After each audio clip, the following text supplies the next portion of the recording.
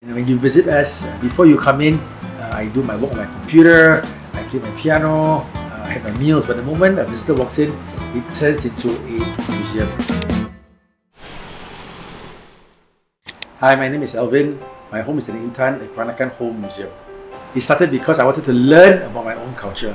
In those days, I would go to garage sales, which is where people had things in their homes and they would advertise on the newspaper that they wanted to sell these pieces. As the collection grew, people started becoming interested in it, and eventually the National Heritage Board came and said, why don't you just become a museum? Well, the very first day he brought back his very first piece of furniture, which is a lazy man's chair. It was just one piece of furniture at the time, and at that time it was a HDB flat, and then it was a condominium, and now we are in this post-war house surrounded by all this beautiful culture.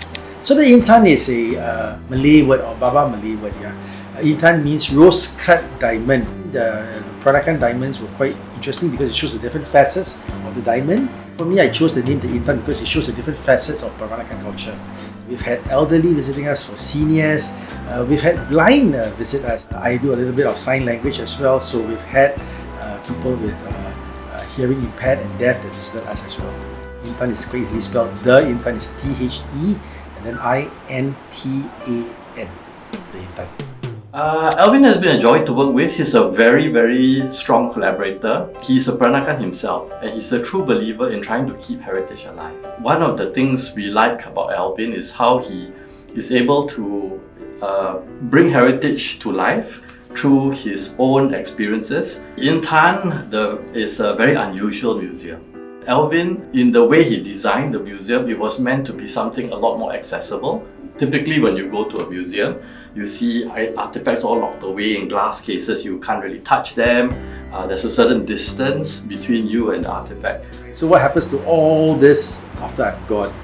I don't think passing our collection to our children, is the best thing that we can do. I've seen many families, many collections pass on to their children, and they have a wonderful relationship, but they just don't know what to do with it. For me, is to be able to work possibly with an overseas museum. Perhaps they find meaning in some of these pieces that are relevant to their identity. For example, the beaded shoes, the beads were from France, and imagine carving out a space to showcase this wonderful relationship between France and Singapore. I will hope that PSLE question will be about Peranakan culture. Instead of having always about Ranjiv and Chandra and Ali, perhaps you could have Nonia try to make a wakalua or sew a kabaya, and how much of needles and how much of threads that she needs.